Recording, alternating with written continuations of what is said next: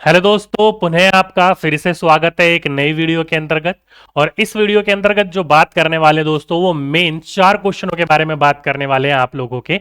पहला क्वेश्चन तो आप लोगों को पता होगा कि बिहार सरकार की तरफ से जो बच्चे नियुक्त हो चुके हैं, जो टीचर बन चुके हैं, उनकी ट्रेनिंग चल रही है, तो उनके लिए कुछ अपडेट निकल कर आया बिहार सरकार की तरफ से, वो देंगे हम लोग आपको। साथ ही साथ में एक अपडेट देंगे दोस्तों, जो बच्चे वेट कर रहे हैं कहीं ना कहीं किसी ना किसी आस में कि उनका नंबर आ सकता है, जो आने वाली मेगा सूची आएगी यानी कि सेकंड मेरिट लिस्ट है, उसके बारे में, उससे रिलेटेड एक खबर निकल कर आई है। साथ ही साथ में दोस्तों आपके उससे रिलेटेड जो बीपीएससी 2.0 है, उसमें भी काफी चीजें निकल कर आ रही हैं सामने, तो उसके बारे में भी हम लोग बात करेंगे। ठीक है, चलिए तो और इधर उधर की बातें ना करके डायरेक्टली अपने मुद्दों के ऊपर आते हैं कि आज आप लोगों के लिए मैं क्या समझाने और बताने का प्रयास कर रहा हूं। तो देखो दोस्तों, कुछ ये आपके कुछ इंपॉर्टेंट प्रश्न निकल के आ रहे थे, कुछ सूचना निकल कर आ रही थी। जैसे कि आप सही बच्चों को पता है कि अब जो है बच्चों यानी कि जो भी स्टूडेंट थे, जो टीचर बन चुके हैं, उनकी काउंसलिंग चल रही थी, वो अब पूरी तरीके से बंद कर दी गई है। तो अब काउंसलिंग जो है पूरी तरीके से बंद है। अब इक्का दुक्का उन बच्चों की हो रही है चेकिंग, जो बच्चे कहीं ना कहीं फर्जीवाड़ा करके घुसे हैं या फिर उनका पूरा का पूरा चीजें क्लियर हो गई है, लेकिन उनको रीचेक किया जा रहा है। तो अब उनके मन में घबराहट हो रही है बेचारे। वो सीधी सीधी सी बात है, ना वो घर के रहे ना घाट के रहे, क्योंकि वो पकड़े जाएंगे।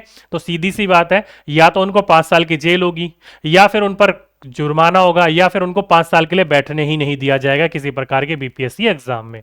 तो वहां पर उन बच्चे परेशान हो रहे हैं वो, क्योंकि उनका साथ क्या होगा क्या नहीं होगा वो बात निकल कर आएगी जब जब वो पकड़े जाएंगे। नहीं तो वो अब ऐसा हो चुके हैं, एक कहावत पढ़ी है ना आपने कि ना घर का ना घाट का, वही वाली बात हो गई है अब उनके साथ। ठीक है, चलिए आइए आगे चलते हैं। दूसरा बड़ा अपडेट निकल कर आ रहा है दोस्तों। आप सही बच्चों को पता है, बिहार राज्य एक छोटा राज्य तो है नहीं, अपने आप में बहुत बड़ा राज्य, 38 जिले हैं। किस बच्चे की पोस्टिंग किस जिले में हो जाए कुछ पता नहीं है।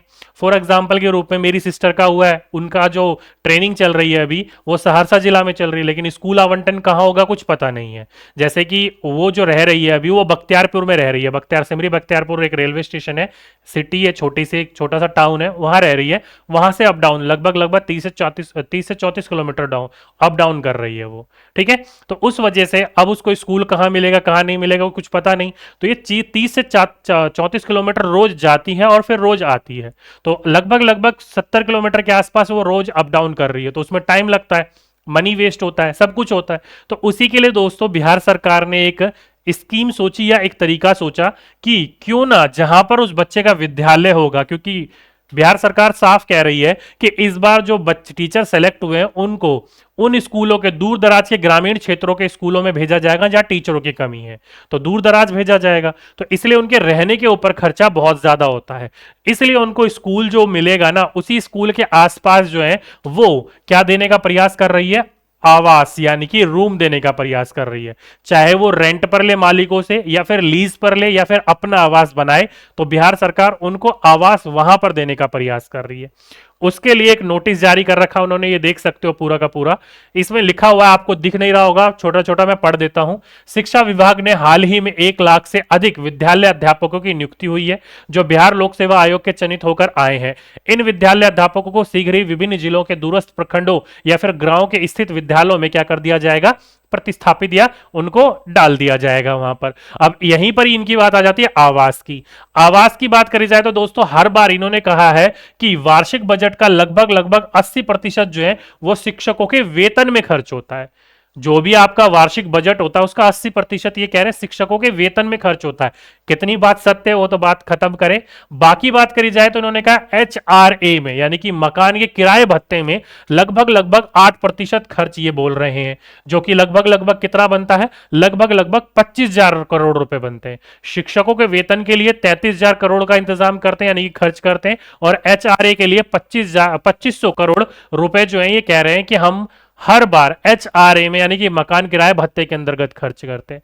तो इसी चीज को कंपनी को क्या करना है, मतलब सरकार जो है कम करने के लिए रियल एस्टेट जो कंपनीज है, अन्य फर्म्स है, अनेक प्रकार की चीजें हैं जिनसे मकान मालिक हो गए या फिर रियल एस्टेट कंपनी हो गई जो लीज वगैरह पर देते हैं, उनसे बात चल रही है। और उनसे बात करने के पर ये जो इनका HRA है इनको कम करने का प्रयास कर रही है। और जो आने जाने में समय लगता है शिक्षकों का, और जो उनका पैसा खर्च होता है, उस चीज को घटाने में ये मदद करने में साबित होगा। तो देखा जाए अगर इनको आवास अच्छा मिल जाएगा तो शिक्षकों का भी समय बचेगा और शिक्षकों का भी जो हेडक होगा वो कम होगा, आने जाने का झंझट नहीं होगा, विद्यालय के बगल बगल में ही उनको घर मिल जाएगा। ठीक है, तो ये बात इन्होंने कही है, तो ये अच्छा एक स्टेप देखने को मिला है बिहार सरकार की ओर से। आगे बात करी जाए तो सेकंड वेरिट जो वेटिंग लिस्ट है वो कब तक आएगी, तो इसके ऊपर है ना बहुत बच्चों की निगाह है कि भाई ये सेकंड मेरिट लिस्ट आएगी तो आएगी कब, इतना ही क्यों दुखी कर रही है। तो उसी के लिए दोस्तों कुछ बच्चों ने मुझे है ना एक स्क्रीनशॉट भेजा, आप जरा उसे देखिए और आप लोगों को कितना सत्य लगता है ये मुझे बताइए, क्योंकि कहीं ना कहीं मुझे ये क्या लग रहा है, असत्य लग रहा है। कार्यालय आदेश बोल रखा है इन्होंने, यहां पर लिखा हुआ और नीचे दे रखा आदेश अनुसार प्रखंड शिक्षा प्राधिकारी, कहां की बात करी जा रही है, तो पश्चिम चंपारण की बात करी जा रही है।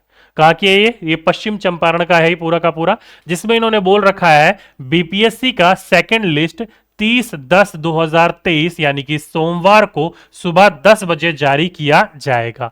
यानी कि कह रहे हैं ये कि जो सेकंड वेटिंग लिस्ट है ना बीपीएससी की टीआरई की, अब ये जो है लिखा हुआ है कि अब कल के दिन, अब देखो दोस्तों यहां पर कहीं पर भी ये नहीं लिखा कि बीपीएससी टीआरई का।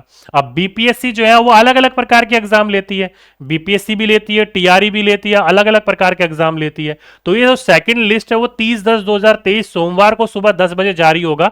तो ये जो है वो सही भी हो सकता है, ठीक है, लेकिन ये जो है टीआरई के लिए नहीं हो सकता, क्योंकि सीधी सीधी सी बात है, आप लोगों को पता होगा कि टीआरई जो है इसको कब, तो 2 तारीख जब आपका नियुक्ति पत्र आप लोगों के हाथ में आएगा, चाहे वो गांधी मैदान में हो या आपके जिले में हो, जब आपका नियुक्ति पत्र हाथ में आएगा तभी तो पता चलेगा कि कितने बच्चों के पद जो है वो खाली हैं, कितने की नहीं है। जितने पद खाली होंगे उसके ऊपर ये पूरी की पूरी वेटिंग लिस्ट आप लोगों के सामने देखने को मिलेगी। क्या है, आप लोगों के सामने देखने को मिलेगी, नहीं तो कहां से देखने को मिलेगी। हाँ, ये बिल्कुल ठीक है, पश्चिम चंपारण में बीपीएससी कार्यालय आदेश ये होगा, किसी ने छापा होगा, किसी ने दीवार पर चिपकाया होगा, ठीक है, लेकिन टीआरई की बात नहीं कर रहा है, ये बीपीएससी की बात कर रहा है। तो बच्चे इसी को मुझे बार बार सेंड कर रहे हैं, बार बार सेंड कर रहे हैं, बार बार सेंड कर रहे हैं कि सर देखो सर देखो सर देखो, तो नहीं भाई, ये बीपीएससी का है लेकिन टीआरई का नहीं है। आपका कल के दिन किसी भी प्रकार की कोई वेटिंग लिस्ट नहीं आने वाली, आएगी बिल्कुल आएगी, लेकिन अभी नहीं, जब तक पूरे पदों की गिनती नहीं हो जाती, जितने खाली है कितने खाली नहीं है, तब आपके देखने को मिलेगी। और अगर ये टीआरई के तो बहुत अच्छी बात है, कल आ जाए तो और अच्छी बात है, परसों से भला कल, ठीक है, आएगी वेटिंग लिस्ट, उससे घबराने की कोई जरूरत नहीं है आप लोगों को। ठीक, तो ये अगली बात आप लोगों को समझ में आ गई। और साथ ही साथ में दोस्तों, अगर आप लोगों के पास 6 to 8 की, 9th एंड 10th की या 11th एंड 12th की एजुकेशन क्वालिफिकेशन है, बीपीएससी टीआरई के फॉर्म भरने के योग्य हो आप लोग, तो भाई तैयारी शुरू कर दीजिए, अभी से ही लग जाइए तैयारी में। ये मत सोचिए 3 तारीख को ऑफिशियल नोटिफिकेशन आएगा तब हम तैयारी करेंगे, नहीं। सबसे ज्यादा बच्चे ने इस बार जो मार खाई है ना, वो खाई है दोस्तों जीएस के पेपर में। जीएस जो है अपने आप में समुद्र है। क्या है, जीएस अपने आप में ही समुद्र है, आप उसको कितना भी पीने की कोशिश कर लो वो खत्म नहीं होगा, कभी कभी खत्म नहीं होगा। इसलिए दोस्तों मैंने आपको पहले भी आपको सतर्क किया था कि जीएस पर आप जितना लोग ध्यान दे रहे हो ना, उसका आधा ध्यान भी अगर आप मैथ पर, रीजनिंग पर या अन्य सब्जेक्टों के ऊपर आप देते तो आपके वहां पर नंबर स्कोर बहुत अच्छे आते, क्योंकि ये जो है आपके ऐसे नंबर हैं जो आपको फिक्स देंगे ही देंगे नंबर। बाकी जीएस ऐसा है, कितना पढ़ लो कहां से क्वेश्चन पूछा जाएगा कुछ पता नहीं है। जैसे इस बार सारे बच्चे हक्के बक्के रह गए थे, भाई हमने क्या पढ़ा और कहां से क्या पूछा जा रहा है, कुछ समझ में ही नहीं आ रहा था। तो इसलिए जीएस को टाइम दो, लेकिन उतना भी मत दो कि बाकी सब्जेक्ट छूट जाए। आप इतना ध्यान रखिएगा, जीएस अगर आप दिन में 3 घंटे पढ़ रहे हो तो 1.5 घंटा आपको मैथ और रीजनिंग वगैरह या बाकी सब्जेक्टों को भी देना है। लैंग्वेज के ऊपर ज्यादा प्रेशर नहीं रखना है, लैंग्वेज इजीली आप लोगों की क्रैक हो जाएगी। अगर आप लैंग्वेज का पेपर उठा के देखोगे टीआरई का, तो कोई भी ऐसा बच्चा नहीं है जिसके 50 से कम नंबर हो, ठीक है। तो इजीली आपका क्रैक हो जाएगा लैंग्वेज वाला पेपर। मेन आपको जर्नल वाले पेपर पर ध्यान देना है। इस बार से ये बात आपको सीखने को मिल गई होगी सभी बच्चों को, ठीक है। चलिए, तो ये कुछ अपडेट थे दोस्तों आप लोगों के लिए, उम्मीद करता हूं सभी बच्चे समझ गए होंगे। बाकी बीपीएससी टीआरई 2.0 के लिए दोस्तों हम लोग आप लोग सारे के सारे जद्दोजहद कर रहे हैं। जो जद्दोजहद हम अभी डोमिसाइल फॉर बिहारी के लिए चला रहे हैं हैशटैग, उसको ट्रेंडिंग में बनाए रखा है आप लोगों ने। मैं आप लोगों से थोड़ी बहुत उम्मीद यही रखूंगा कि इसको ट्रेंडिंग में बनाए रखिएगा, ठीक है, ताकि हमें डोमिसाइल 85% सीट मिले और हमारे को हक मिले हमारा, ठीक है। तो चलिए दोस्तों, आज के लिए अभी के लिए बस इतना ही। उम्मीद करता हूं सभी बच्चे समझ गए होंगे। बाकी कोई भी अपडेट आएगा तो मैं आपको एक वीडियो बनाकर बताने का प्रयास करूंगा, ठीक है। तो चलिए दोस्तों, आज के लिए अभी के लिए बस इतना ही। आपसे फिर मुलाकात होगी एक नेक्स्ट वीडियो में। जब तक के लिए सभी बच्चों को धन्यवाद।